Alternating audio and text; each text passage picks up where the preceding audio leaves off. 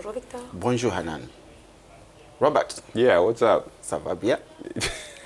I missed our game, Manchester United. And Saint-Etienne? Yes, I fell asleep too fast. But it looks like there is never anything like too much football. Yes. And just after... Depends on who you are.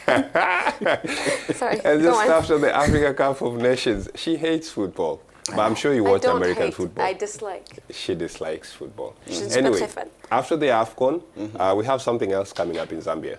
Yes, and first of all, the biggest story this morning is that Leicester City have sacked their coach, Claudio Ranieri, just 9 months after the Italian guided the English club to the biggest, to the most surprising Premier League win in English football's history. Of course, we'll have details on that story later on our channel and on our website, africanews.com/sport. Now, yes, after the senior tournament in Gabon, now AFCON's youth version will be kicking off this weekend in Zambia. Now, this year's Under-20 tournament will be the 20th edition of the biennial international youth football tournament organized by CAF for players aged below 20 years. Now, the tournament will be taking place between 26th of February, that is Sunday, and the 12th of March, and it features 8 countries which have been pulled into just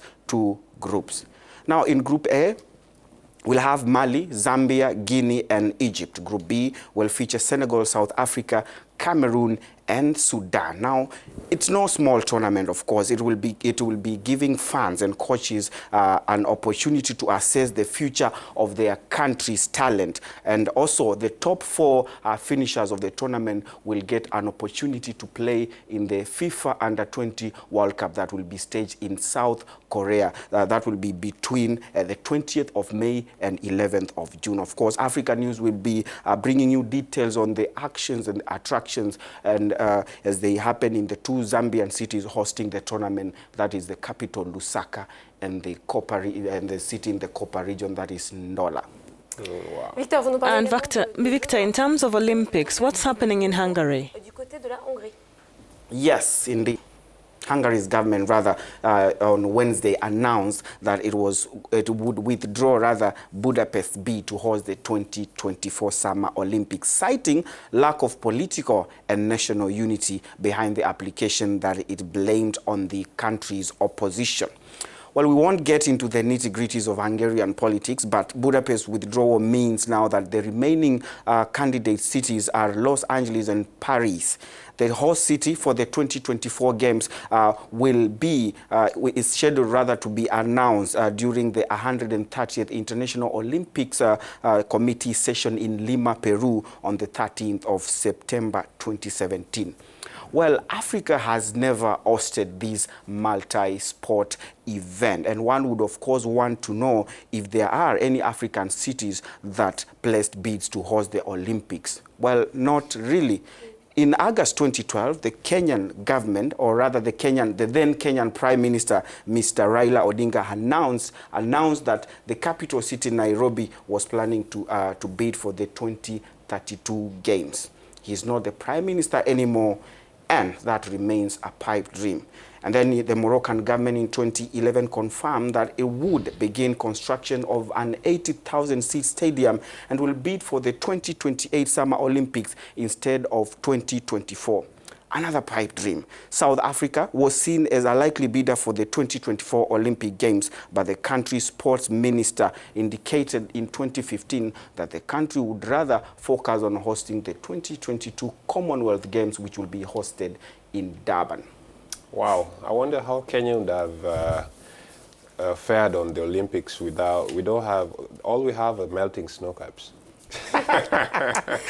Poor infrastructure, yeah. You're also talking about this bizarre incident of the pie-eating man. Yes.